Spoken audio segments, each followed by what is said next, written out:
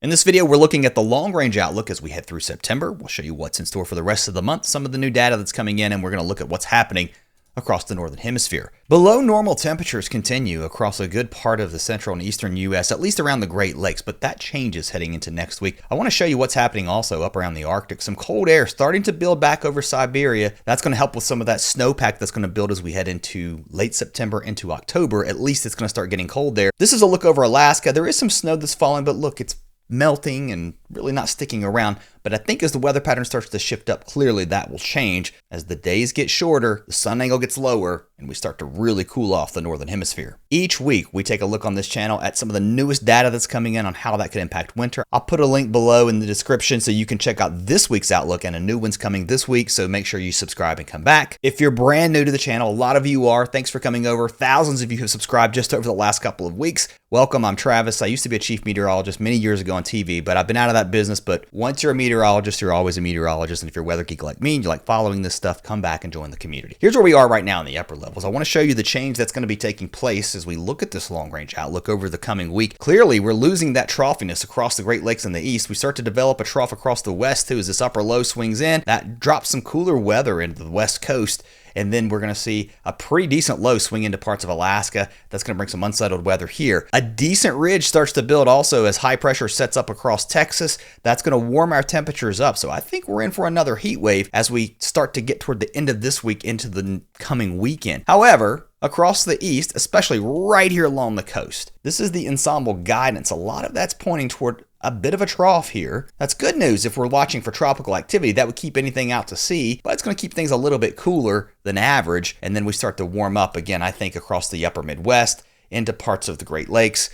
A big difference from what we're seeing right now. The latest U.S. drought monitor continues to show dry conditions, especially across parts of Maine where we have some decent short-term drought going on here. Everything in yellow is abnormally dry conditions, but when you start to see the tan or even the bit of orange showing up like here into parts of Maine, also down into parts of Tennessee and Arkansas, we're starting to get really dry. The dry weather continues across the west as the drought really sticks around, and some of this, if you see the L's, that means long-term drought. So since we're looking ahead, we're looking at the drought tendency through September. Drought development is still likely here from New Jersey, southern Pennsylvania, back into Maryland and Virginia, and then across Ohio, back into Indiana, Illinois, northern Kentucky, parts of Missouri. Drought development also likely here, and the drought persists here up and down the Mississippi River into West Tennessee, Mississippi, also into Arkansas. We're starting to see some improvements across central Arkansas, back into even parts of West Texas and New Mexico, where we've had quite a bit of rain shower activity. I think that continues over the next week or so, which helps things here. Drought continues to persist across the Pacific Northwest into the Intermountain West, down into the Four Corners states as we move through the rest of September. Looking out beyond this week, this is the newest data from NOAA, looking at below average temperatures continuing across a good part of the East Coast, with warmer than normal temperatures starting to build across the central U.S. as we see that ridge start to build, and that upper low, that trough that swings into the west, it's going to bring some below normal temperatures to the far southwest. Take it out even further, still cool along the East Coast. That's that troughiness I was showing you guys there in the upper level pattern. And definitely the Climate Prediction Center saying we see the ridge too that's building across the central U.S. So the 8 to 14 day temperature outlook is above normal, especially the further north you go. So a big change from what we're seeing right now. And if you take this out even further, week 3 through 4, some of that warm air starting to squeeze toward the Great Lakes, and we stay above average across the Gulf Coast states. And you can see this being reflected on the newest European data as we look at the below normal temperatures start to lift out. The data's above my head. This is ensemble guidance, so this is the average of all the different members. Changes happening clearly as we head into next week. And it looks warmer, especially up here into parts of Canada. That's really interesting too, as our weather pattern starts to shift up. But we're getting colder and colder across the northern part of Alaska. As we take this out in time, I want you to notice how it's getting colder and colder with each passing weekend. Listen, even though we're bringing a lot of this warm air north, you're taking that cold air, you're starting to build it here across the Northwest Territories, also the North Slope of Alaska, and that's pushing it over the Arctic Sea. That cold air, I think, is going to continuously start to help transport some of that heat, especially where some of that sea ice is melted. But eventually it's going to start to freeze back as we head into winter.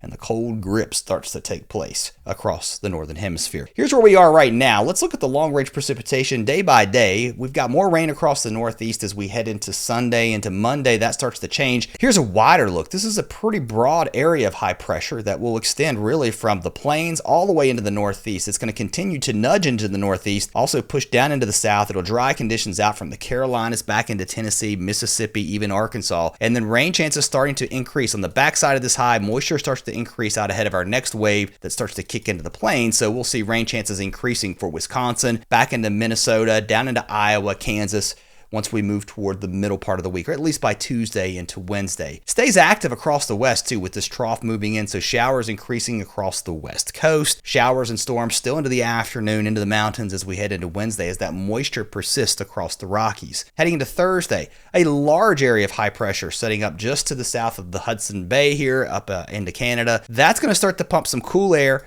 down the east side of the Appalachians, so that's what's going to keep that cool northeast flow going here into the eastern seaboard as we move toward Thursday and Friday. On the backside of this high, as it slips off to the south and east, we're going to start to see some return flow, so moisture increasing across the Dakotas, so rain chances going up as we head into next week, and at least that's how it looks to me.